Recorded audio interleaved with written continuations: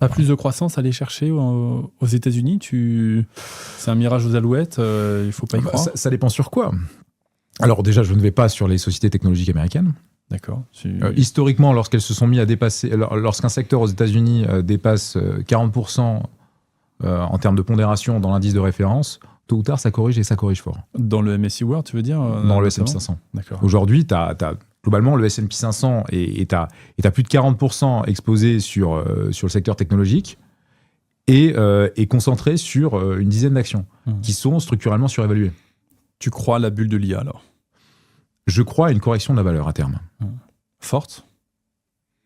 En règle générale, historiquement, lorsque le marché corrige, il redescend lorsque le marché américain corrige et tout marché, en règle générale, le marché redescend à un PER moyen de marché entre 15 et 8, selon les crises. Aujourd'hui, le marché américain est à un PER de marché de 30-35. Je pense que le marché américain, sur un horizon de 1 à 10 ans, peut dévisser de 50%. Va diviser par 2. Ouais. Donc tu penses que les valorisations à 5 000 milliards d'NVIDIA ne vaut que la moitié de ça, déjà 2500 milliards. Ne vaut, ça, je suis pas... comment dire, je n'ai aucun avis sur la valeur intrinsèque de cette société que je n'ai pas évaluée spécifiquement.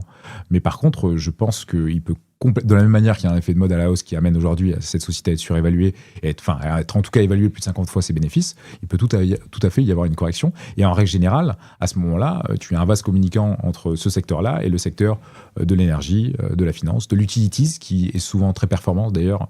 Donc tout ce qui va être gestion de l'eau, des déchets, qui sont performants dans des périodes de crise. Oui, tu penses que la performance va être allée chercher ailleurs et c'est pas le marché dans son entièreté qui va en souffrir? Chaque cycle économique a son secteur de prédilection.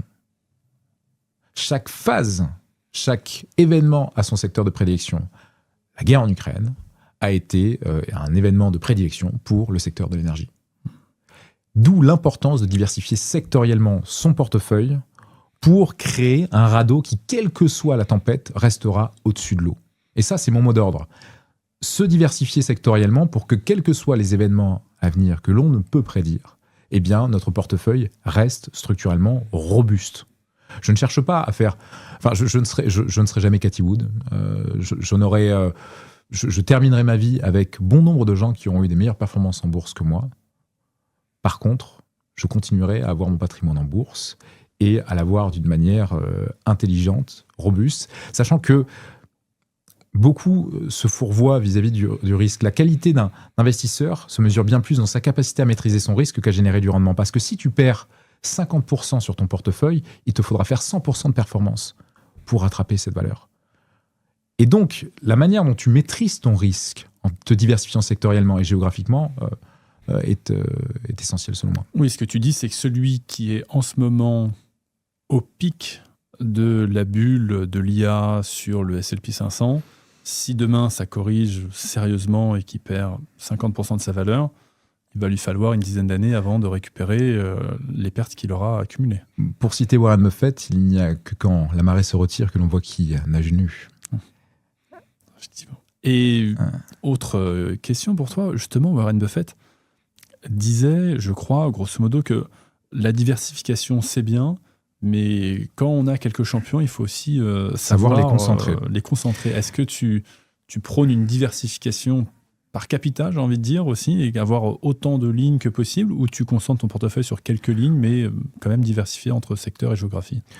Lorsqu'on se construit un portefeuille en ayant la prétention de choisir les titres un à un, qu'on ne va pas vers une gestion indicielle, il faut être au courant des études sous-jacentes. Et Robert Hagstrom a démontré que si l'on a la prétention de battre l'indice, on se doit de concentrer notre portefeuille. Qu'est-ce que ça veut dire concentrer son portefeuille? C'est d'être sur un nombre maximum de titres, selon l'étude de Robert Hagstrom, de 15 à 20 titres. Et donc, c'est ce que je recommande, pour le coup, et bien que d'avoir une quinzaine de titres en portefeuille, mais bien diversifiés sectoriellement et géographiquement. Les proportions ensuite qu'elles peuvent prendre dépendent de la réussite de chacun de ces titres. Et je n'ai aucun souci à avoir un titre qui demain se retrouve à représenter 50% de mon portefeuille parce qu'il explose à la hausse. Mais par contre, j'aurai un stop loss.